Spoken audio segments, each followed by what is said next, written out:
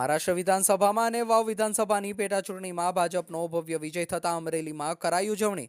અમરેલી જિલ્લા ભાજપ કાર્યાલય ખાતે વિધાનસભામાં નાયબ મુખ્ય દંડક અને અમરેલીના ધારાસભ્ય કૌશિક વેકરિયાની ખાસ ઉપસ્થિતિમાં કરાઈ હતી ઉજવણી।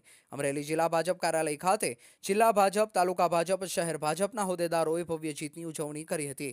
ભાજપના કાર્યકર્તાઓએ ભારત માતા કી જયના નારા લગાવ્યા અને ફટાકડા ફોડીને ભવ્ય જીતની ઉજવણી કરી હતી।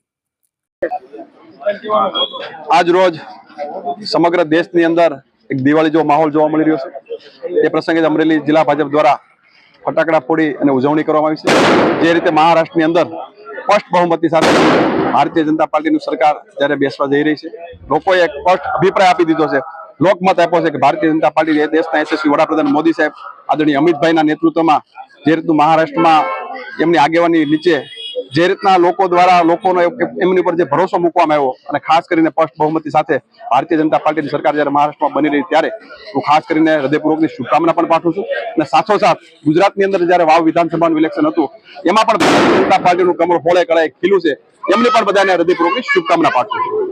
રિપોર્ટર ભાવેશ વાઘેલા, અમરેલી।